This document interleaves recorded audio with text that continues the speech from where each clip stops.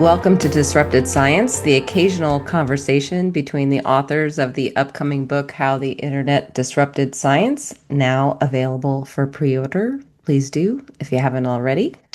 I'm Joy Moore, here with my co-author, Kent Anderson, and today is Thursday, June 18th, 2026. Hey, Kent.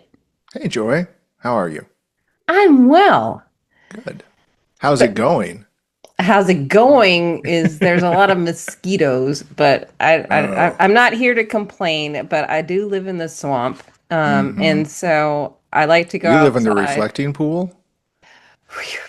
pretty much, right? Like DC and the greater Williamsburg, Yorktown, Jamestown area are pretty much the same Yeah, ecology yeah. that people were not supposed to live in. And you know what? Good for the algae. They're like, you know what? Hey, yeah. Good place. That looks like a nice place to live.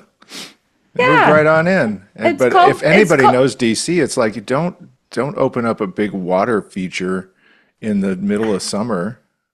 no. That's Yeah. like asking for trouble. But anyhow, these people aren't locals. Well, and even like in my like hyper local situation is, we have a pool in our neighborhood that we've been members of forever. And this year I was like, it's too hot. Like, I don't Mm-hmm. want to go there. Right. Yeah. Yep. So, Too much summer, but we've been busy. We've got a great team helping us promote our book. We've got a lot of stuff coming up, yeah, it's and they are keeping exciting. us busy. I know it's a lot of people I want to talk to, and a lot of Hmm. things are developing in the right way, and it's exciting. But we've been keeping track of what's going on. We have. I Yeah, mean, you've been posting about some hot topics, but there are some other hot topics that have been going on that we are aware of, we yep. care about, we think about, but we are not going to talk about them in detail today. And actually, I want to say this because I believe in being a little bit clear that editorial selection is part of the value of what we bring. Yeah. So we were going to do a podcast on the OMB Hmm. proposal or scheme that they have to put political control over science funding, and we actually did a fairly detailed workup of what the outline for that podcast would be and all of that. But at the end of the day, we decided to shut it down because we thought there are people much more qualified than us doing this, and we don't need to add to the noise. We don't really have a differentiated point of view. We're just here for the party, That's right. here for the rebellion. So Hmm.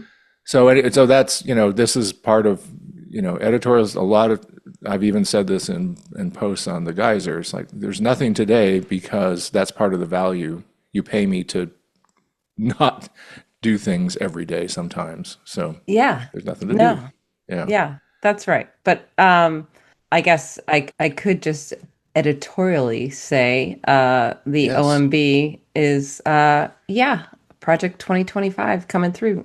It Yep. it like it wasn't a secret, and so now the rubber's hitting the road, and a lot of people are doing a lot of really good work to try to reverse it, and we'll be watching and Can we supporting rename and OMB to Office of My Head Up My Butt? Russell oh, my Vaught's new. butthole. That's right. Russell Vaught's got his head up his butt. That Yeah. guy's just pure administrative evil. Well, no, he is part of the plan. He's But part it's of his plan. he's executing on his own plan. So therefore, he's He's Dr. administrative. Evil. Yeah, I know. That's right. I'm gonna save $1 million. Good job. And while we all get Ebola. Another big well, two coming out of Germany. Go Germany. There's been a lot Yeah. of yeah, the German courts are hot in our Yeah. We might space. start rooting for them for the World Cup just because of this. That's true. Yeah. So there was the big one last week where they ruled against Google, saying that that crap that Gemini spews out is actually Google's own words as opposed to the links that they provide in search results to other people's words. And Right. so that's really interesting because that challenges Section 230. Yeah. Well, it doesn't challenge Section No, it 230, just says that but they this just may said step over the out of it. you've added your own stuff to Yeah. other people's stuff, and And this is and outside that and this is protection. outside of that protection. And so the case came about because people were via the AI generated summaries were in Germany were referred to fraudulent Right. It was businesses two or things like publishers that. actually. Yeah. Yeah. Yeah. Yeah. So So, they were defamed, and yep. they said that's not, you can't defame us and then hide. Yeah, you can't like have a robot make up stuff about us and then say, not my fault. Right. Um, and then the other one that came out a couple days ago was around the open access mandate. Mm-hmm. And there was Roy Kaufman did a write up in Scholarly Kitchen, and that was helpful. But I went and read the source court documents, and it's kind of a like I don't know. I'm not a lawyer, but it's a lot of inverse language about cause and effect and accountability and not accountability. But Right. basically, what I took away from it is that the court ruled that making your papers free because taxpayers paid for it could be interpreted as restricting academic freedom and Mm-hmm. depriving authors of copyright, Mm-hmm. which is really fascinating because, again, it's another thing that's kind of flipped the ideological open access, make it free to everybody for the greater good. Right. Now it's kind of coming back to say, like, maybe not so much. So, Well, I mean, we talk about it in our book, the idea, and it's coming from the far right in the US, that if the government funds, and the far left, actually, but if the yeah, government funds you, the it's the government owns horseshoe, you, and we right? live in the middle. Yeah, yeah, yeah. It's like it's the extremes, right? So, but if the Yeah. government funds you or your employer pays you, they own you, right? And then the whole copyright thing is that there's the cyber libertarian belief that copyright is bad and that they want to attack it and get rid of it. And but that's actually a natural right protected in the Constitution. And so if they were really about democratizing, they'd be supporting it. But they want this, there's a book about this, people. You should buy it. But this is definitely, hitting on a theme from a couple of angles in the book, one of the themes. And it's really interesting to see this court ruling kind of lining up with some of the ways we would have described the problem as, infringing on your rights by demanding that if you accept money, that you have to do these things their way. It's their way or the highway, and it's a power play. So, Yeah, and what's interesting about both of these court rulings is they're kind of because this is the nature of court cases, they are looking at the legality of a claim of one party versus the other in a very specific, narrow lens, right. and making a judgment. But these types of cases start to chip away at the bigger picture, right? Yeah. It's like, Well, they touch so on broader principles. yeah. Yeah. And then those And principles get pointed at in other decisions and then saying, they're citable, and yeah, therefore on we go. yeah, So yeah. So those were really interesting. So now I'm going to be rooting a little bit more for the German World Cup team. yeah, I haven't I'm been excited following. by Scotland. I'll just tell you. Oh yeah, They're in that. Boston, Oh, are you gonna go drinking see all our him? beer. Oh, really? No, All seriously, they ran out. they ran out of beer in Boston because the Scots were Sam there. Adams ran out of lager. Yeah, and one of the stories is, I mean, Even they're the summer brew.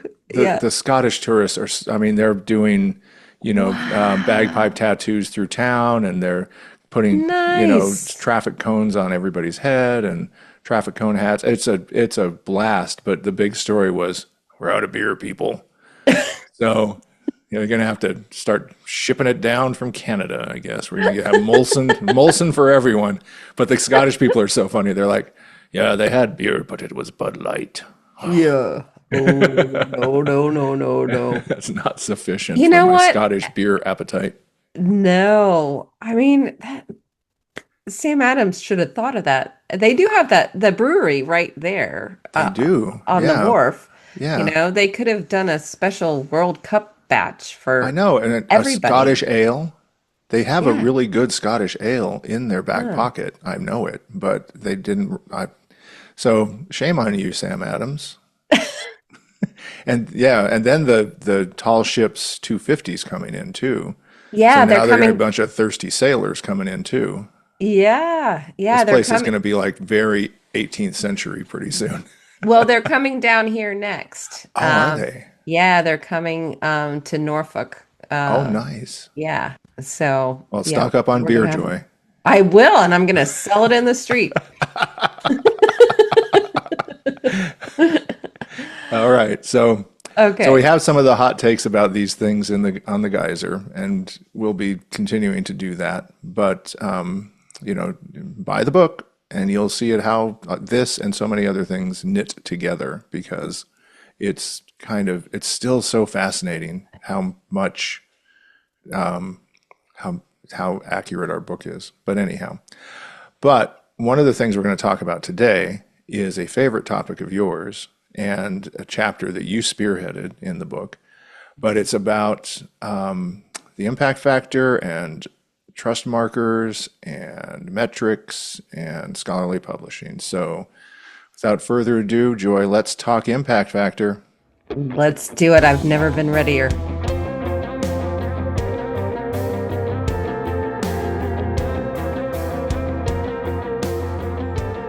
All right.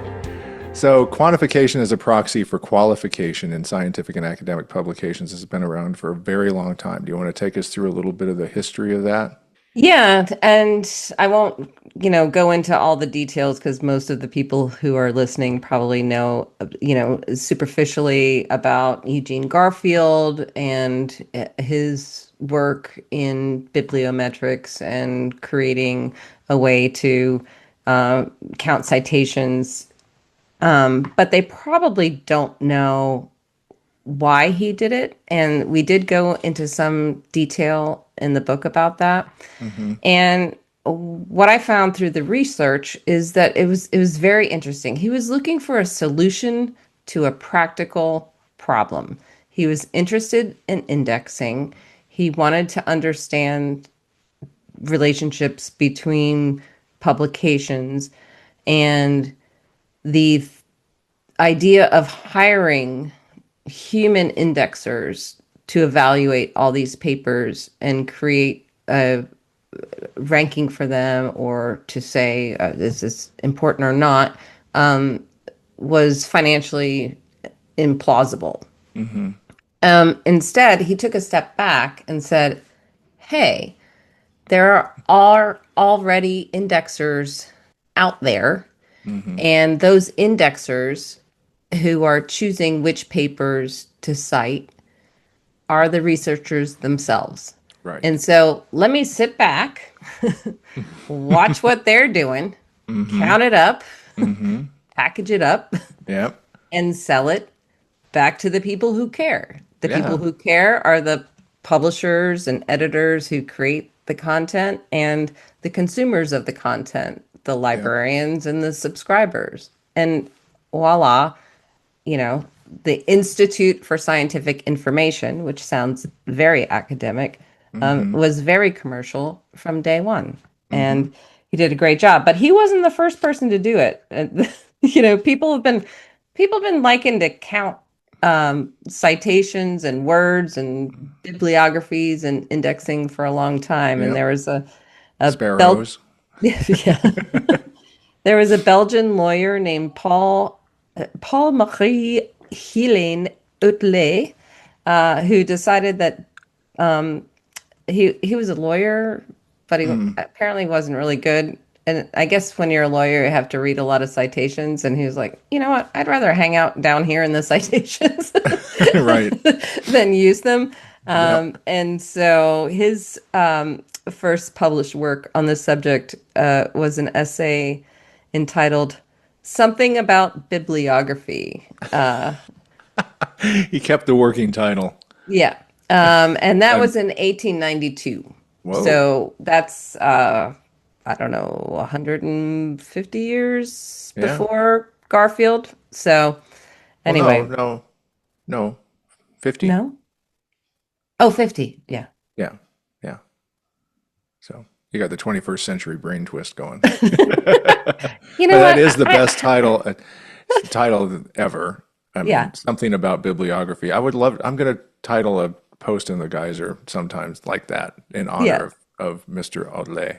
Something about a Something thing. about whatever, Yeah. something about noun. So that's where we, bibliometrics got started. It's like let's look at let's take the use of words and the relationships between people who use words and turn it into math and start to Hmm. quantify it. Yeah, And then in our space, that turned into scientometrics, which is looking at, you know, the use, again, same thing, but right, within science. And these disciplines, these mostly academic disciplines, also turned out to have their own revenue streams hmm, especially because of people like Eugene Garfield, who's like, right. hey, Yeah, there's money in them words turned into yep. numbers. And those pointed things pointing back and forth. Yeah. Yep. And you said this to me the other day. Um, Nothing has slowed down. There are lots and lots of publications that are it's like the meta of the meta of the meta. But the Right. most meta of the meta is the newest Taylor and Francis journal. Mm, It's one that they own. It's open access, of course, but it's right. called the Journal of Research on Research.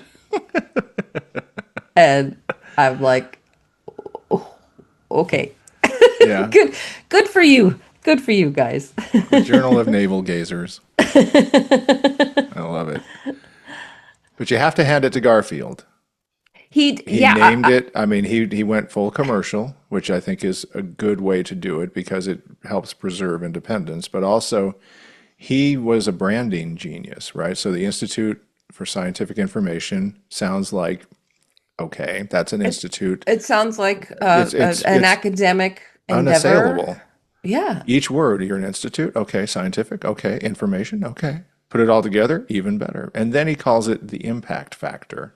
it's so great. Oh my I keep gosh, thinking what a guy. uh, like remember Fear Factor? So that's Hmm. Joe Rogan. Can you Yeah. imagine like impact factors?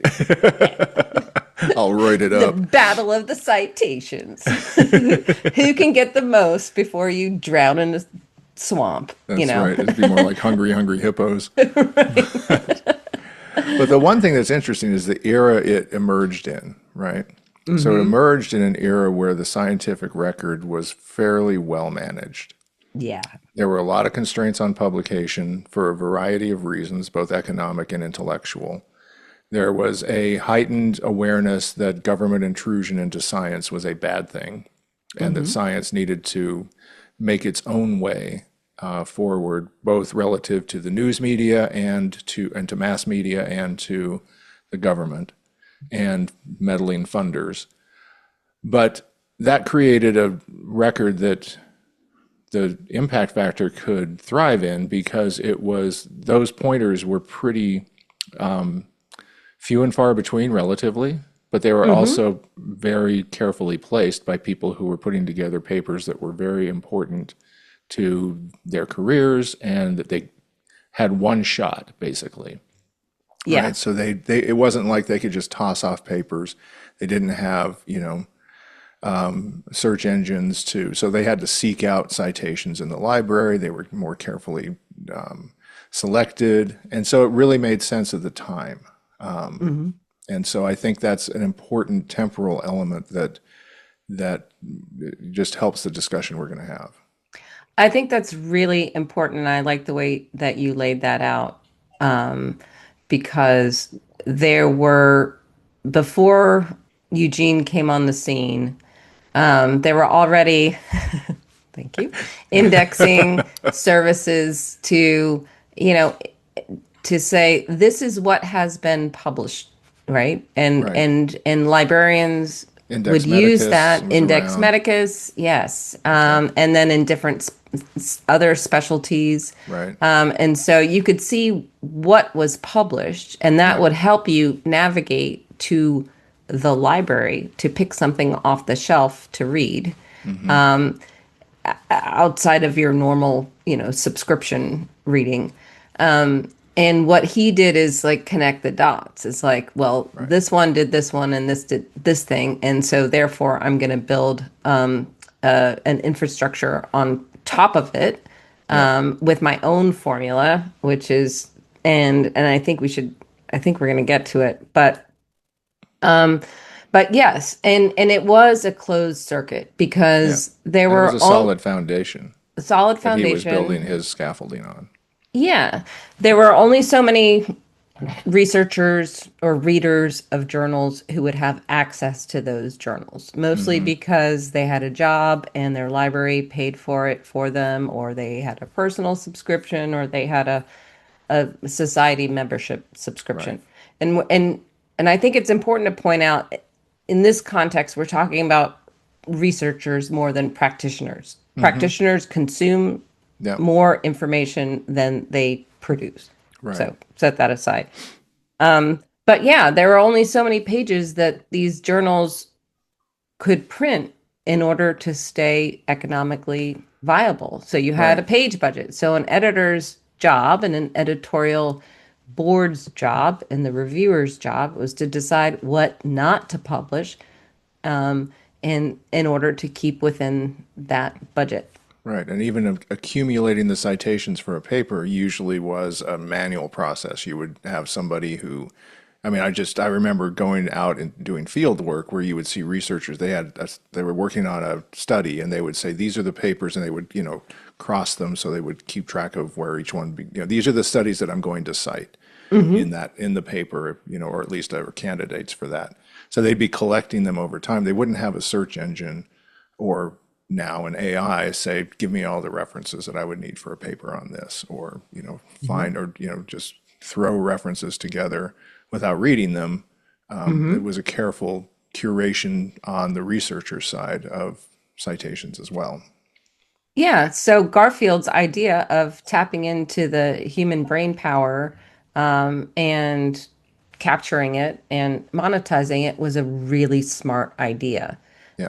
And we can juxtapose that with what's going on today, and with AI as a cheat sheet and a shortcut. And a lot of people are talking about AI and education, and you're missing these, you're not using your brain muscle and you're not Right. learning to critically think. But when he started, this was the most like tactile critical thinking Yeah. that Yeah. could be done.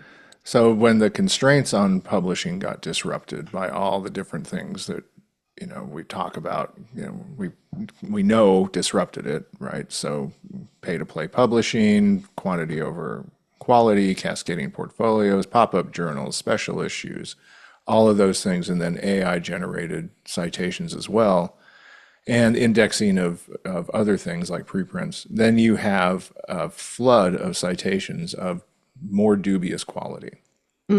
It's the classic platform effect. Once you Yep. platform, then you need to scale. Once you scale, you're going to get more and you need You more and can't more and manage it. more. Yeah.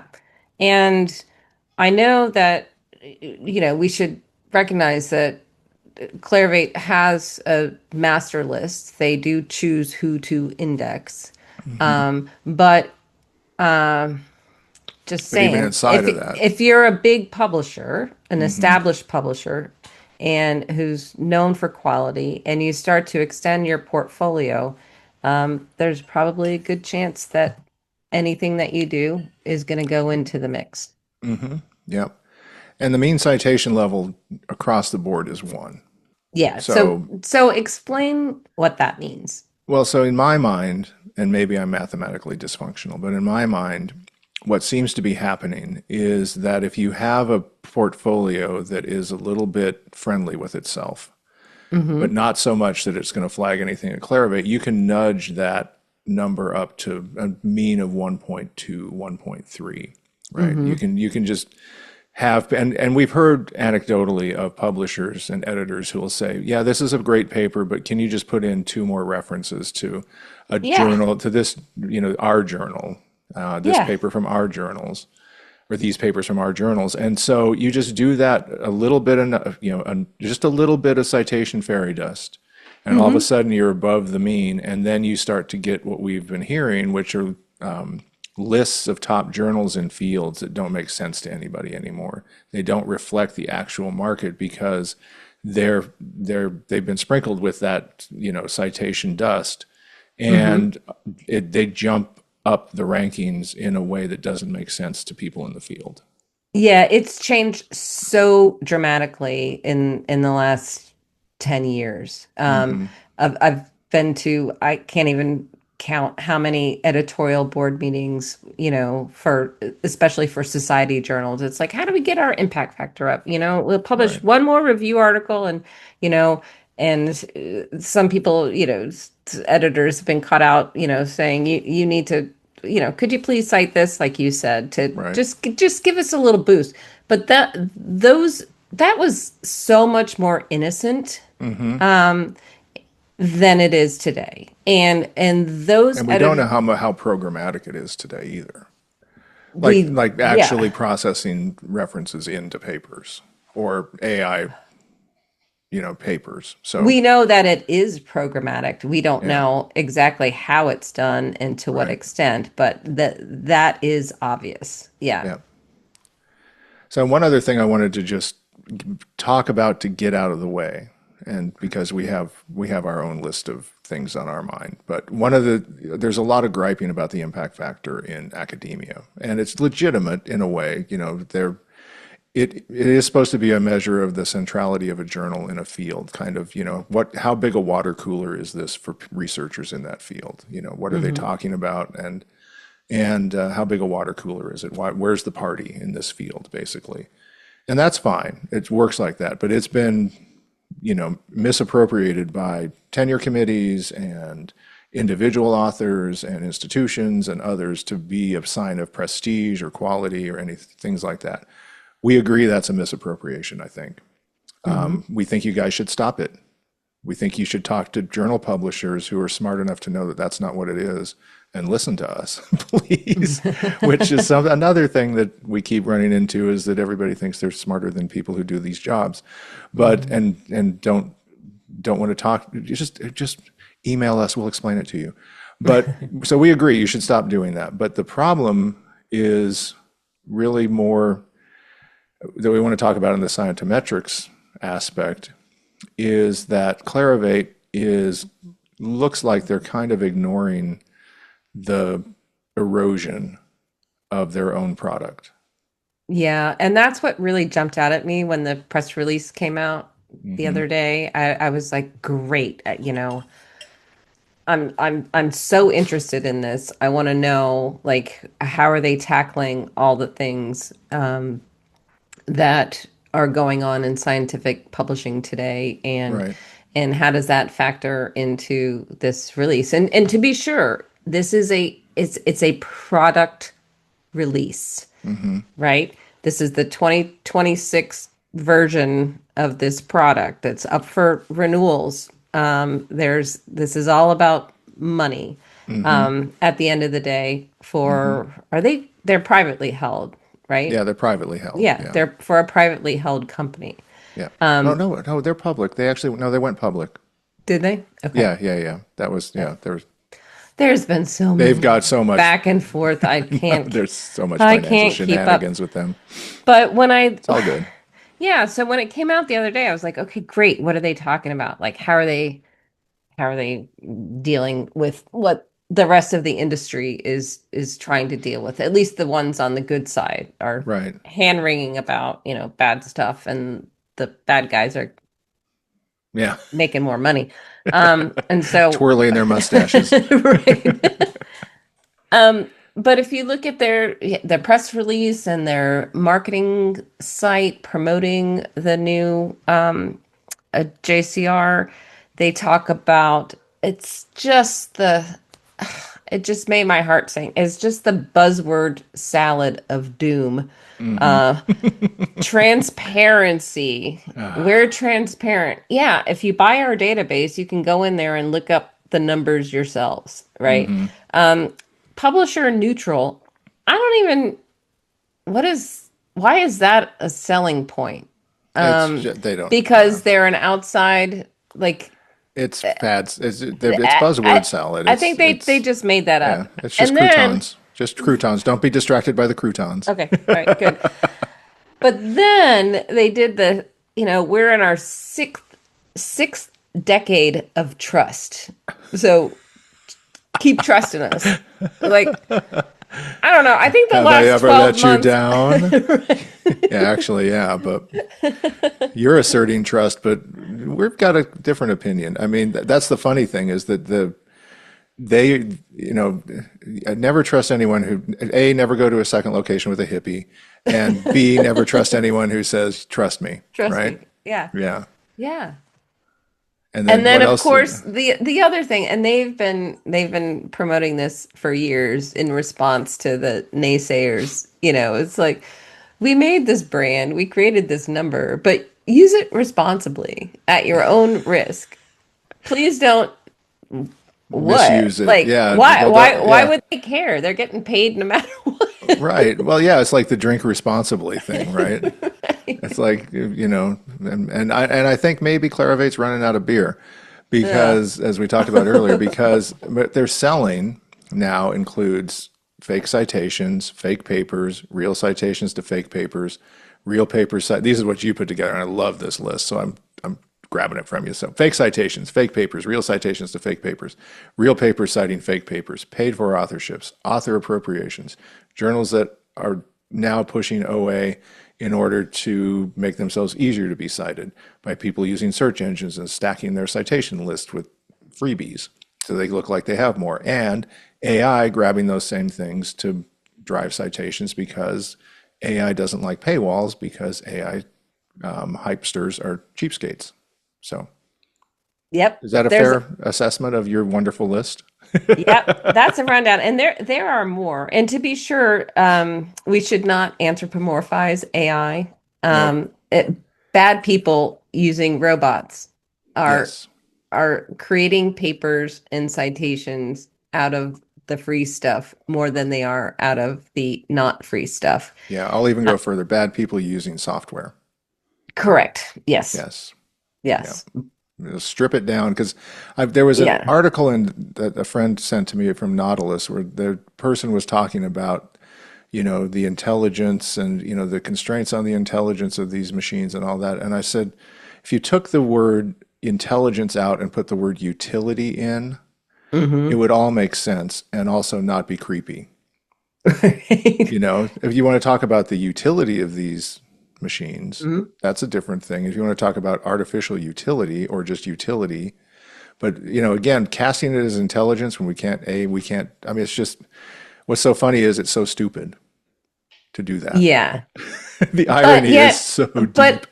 but but and what cracks me up is that rather than saying this is stupid, more resources are going into, well, how can we count citations that come through AI? Yeah, It's just right, like, well, and who do we give credit to? right. Yeah, it's back to the Journal of Navel Gazing. So, to Clarivate's credit, they publicize their work around retractions and they do delist and de-index bad journals. Hmm. But, again, those citations and have all occurred and everything's, it's a moving thing. And the other thing that you and I talked about, which I think is really, I wanted the publishers to think about, is this is a lagging indicator, Yeah, right? This is so 2 years ago. And that's the point. everybody's treating it like it's today.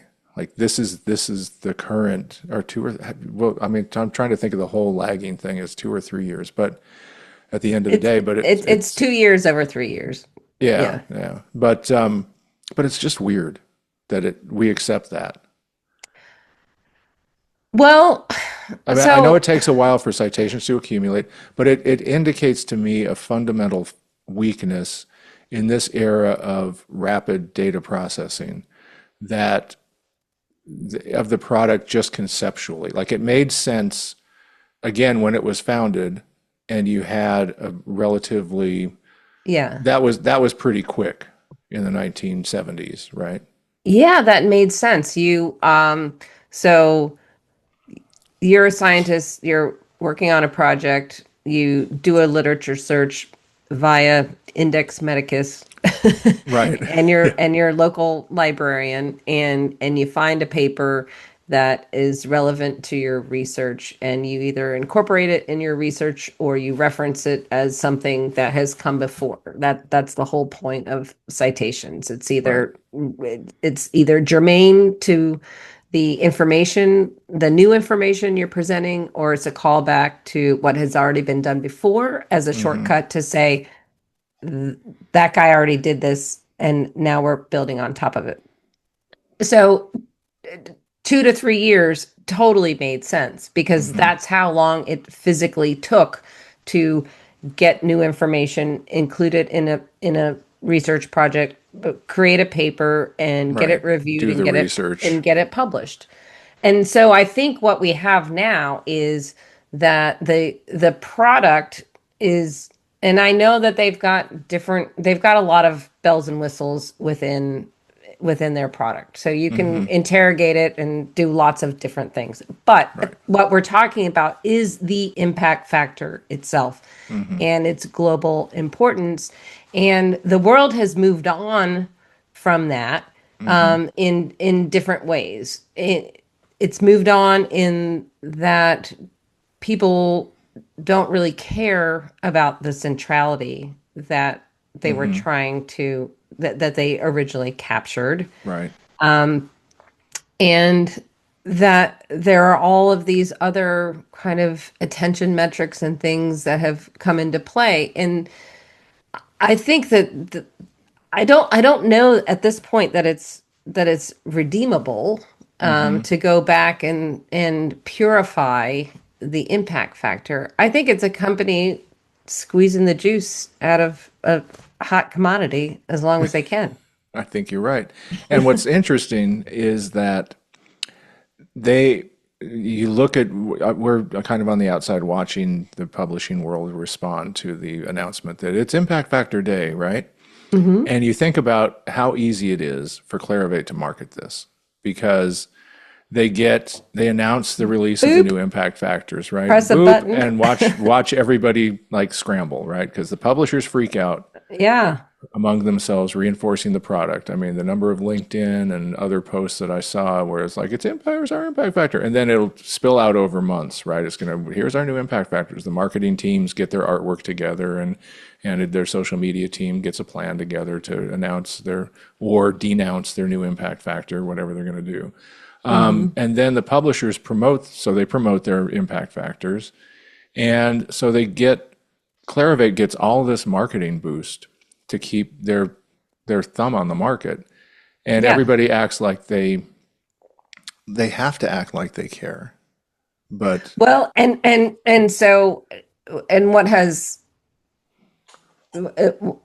there's also the shadow economy from mhm, the main publishers, which are the paper mills and the paper generators and the I can place you in an index journal. They are benefiting from this as well. So mhm, they're probably wherever they are in the world and however they're doing what they're doing, they are using this information to continue their fraud, oh, they probably market it basically. harder than, Yeah. I mean, they're the Yeah. ones who market DOIs as credentialing Yeah. certification numbers. So, yeah, so any number they get, they're happy to promote. Or even we've also seen where they calculate fake impact factors too. like our calculated impact factor based on their, but it's not official, but we made up our own. I've seen that before too. Oh yeah, you can. Yeah, Yeah, you that's the can. real shadow Yeah, economy. you can do your own research, and Roll your own obviously, impact factor. yeah, there are other ways to get citation counts. Obviously, you can, Google Scholar will Right. produce them in real time, and so that's the other thing. Back to the lagging indicator, if you look at any paper, there's probably going to be some widget that's going to give you a citation count. You don't Right. know where it came from, but Crossref, Google Scholar, Scopus, others, Yeah. they all have their own, like, let's count things in real time. So you can, but what is the point of counting things in real time? I don't know. Well, and those systems have been hacked multiple times by people who learned how to poach the real-time data and manipulate it. So that's the other, so there's Right. there's pros and cons to Clarivate's approach, but I think that, overall it's still a vestige of the past.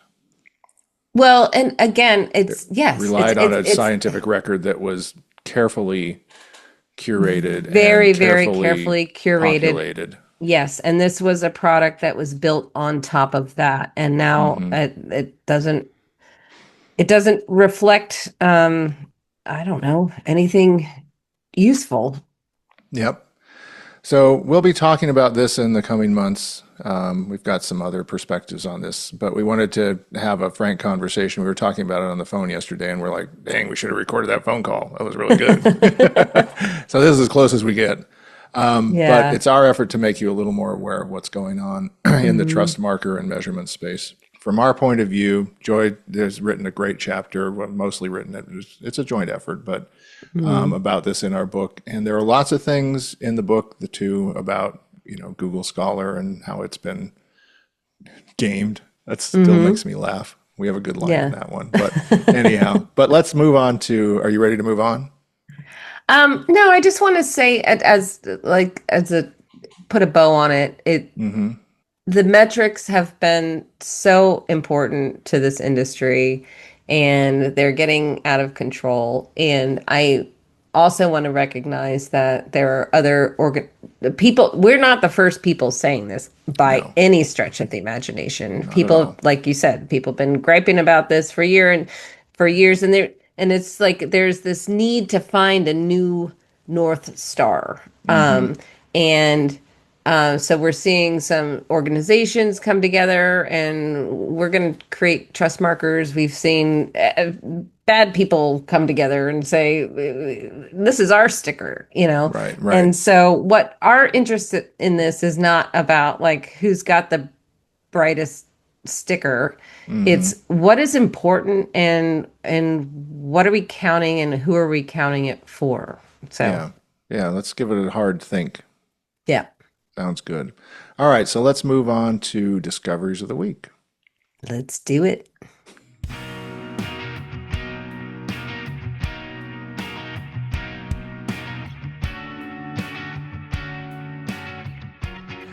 All right, so my discovery of the week, I'll lead off, came through a great podcast, Jordan Harbinger Hmm. podcast. He interviewed David Epstein, who has written a book about the importance of constraints in problem solving design solutions and everything basically. And it really hit me at the right angle because that's been one of the things that all through my product development and graphic design and writing and all of these things in music is you get creativity through constraints, right? The Hmm. constraints are the creativity just inside out, right? Yeah. And so he told this great story of the jazz pianist Keith Jarrett in the 1970s, who was invited to play a concert in Cologne, Germany, and by a 19-year-old promoter who was the youngest promoter in Germany at the time. And she convinced him to come play a concert at the opera hall after the opera. So it was like 11:30 at night. And he was on tour, and she gave him airfare. And he took the money and drove with his manager to pocket extra money to Hmm. get there. So he gets there late. He had specified the piano that he wanted used for the concert. And the stagehands brought out that brand, but it was a baby grand, not the full grand. And it was what came from a practice room. So it was very beat up and abused. Mm. And the piano tuner came in and he's like, no, this is going to be hard to salvage for this level of work. So they tried, it was a rainy, cold night, and they tried to get another piano from somewhere else, but they had to go over cobblestones in the rain. And they're telling the piano guys, like, don't do that. You'll have, you'll wreck a piano and that'll cost you even more. And so Keith Jarrett went in and he touched the piano and he said, no, I'm not going to do it. So fast, he goes to dinner and he's about ready to leave with his manager to drive off. And the promoter, throws herself on the hood of his car in the rain and begs him to stay. And so he does, but he's got this instrument that has all these constraints, right? It's the upper keys are very tinny sounding, and it's a baby grand, so the bass notes aren't as thumping as he would like and normally have, and it's kind of beat up as far as the key bed and all this stuff. But he agrees, and because they had the recording equipment set up, and he's like, well, okay, we'll record it and whatever. And so I love that story, and I'd never heard this before, and so I bought it because it's the best. Turns out it's the best-selling jazz piano piece ever. Ever And recorded. they recorded it, yeah, Yeah. ever recorded, and it's amazing. It is so amazing. I listened to it straight through, and I was getting goosebumps left and right. And you can hear it. There's Helene Grimaud is a classical pianist I love because you can hear her grunting sometimes when she's playing because the microphones are so there, and she's working so hard and she's so into it. And in this Keith Jarrett thing, you can hear him like he's pounding his foot at one point, and you can hear him Yeah. going, yeah, yeah, really He's like into it. almost like fighting the instrument to Oh, make it do what he wants. yeah, and Yeah. he gets thrilled when he gooses something great out of it, and he's just and he's doing these very simple left hand progressions, but he does it's just an amazing performance. So that was my discovery of the week: constraints driving creativity, and this classic, this timeless jazz concert coming out as something that had no business happening, but Yeah. something brilliant happened because the constraints were, and the genius at the center of them all And well, conspired to make a great thing. and the persistence of the girl Yes, who was like, Don't make me look bad in my hometown, that's Mr. right. Fancy Jazz Man. Get your Yeah. ass over here and play this broken Broken piano." ass piano. The other thing that's so nice about it is that, it's a German crowd in the 1970s, so they're pretty staid, right? Yeah. But so you're not getting a lot of shouting and whistling and things like that after each piece, but Hmm. you are getting sustained applause for Oh, minutes.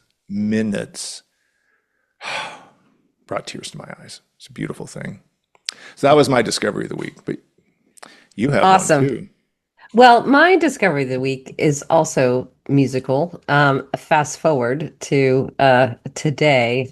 And so you and I have been, I think you introduced me to Angine de Poitrine, Yes. the The microtonal the microtonal duo who wear polka with dot noses.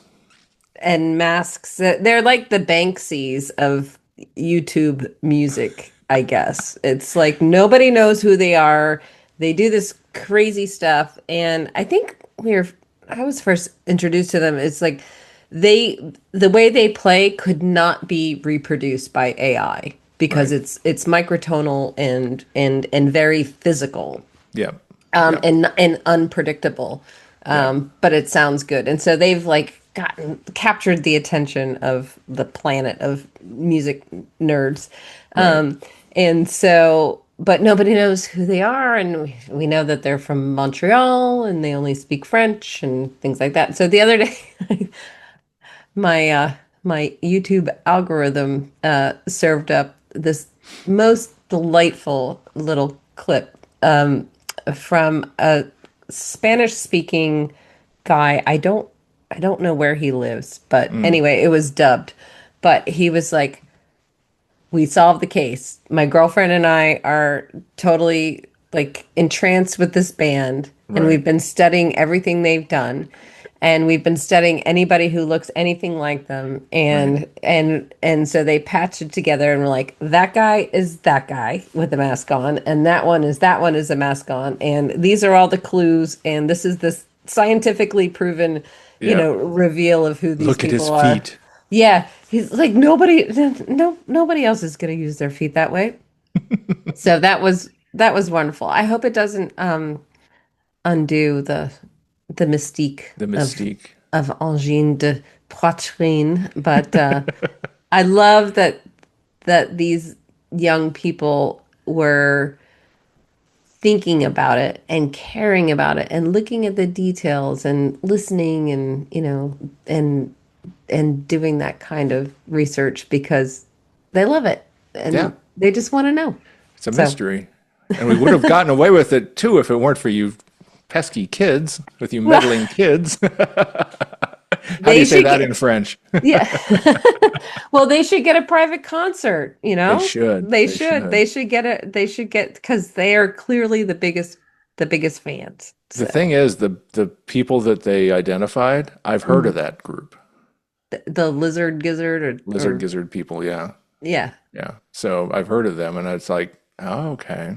All right. So it's brilliant, and your favorite part of it was also just delightful, which is when their nose is basically pressed up to the They're screen, just looking at like, every little detail. Like I got it. I he's got got it. 12 hairs on his leg. He's got 12 hairs on his leg, right by his ankle bone. We've got him. It's amazing. They're like, we're not leaving until we figure this out. All right. Well, that does it for this week. Thanks for tuning in, everyone. Thanks to our friends at Provoke the Truth for the music. If you have topics you want us to cover, we're always receptive to things that you think we can we can dive into and bring to your earwaves. Please email us at disruptedscience@gmail.com. We'd love to hear from you. You can also keep up with developments at the Geyser, where you can subscribe to support our efforts if you don't already. Thanks so And much. thanks. Yeah. And listen for us we'll keep you notified. We'll be on some podcasts soon, we hope. Yeah, you So can listen to us on babble other there. podcasts. Might I have to know. practice for that. All right. Thanks, everybody. All right, bye.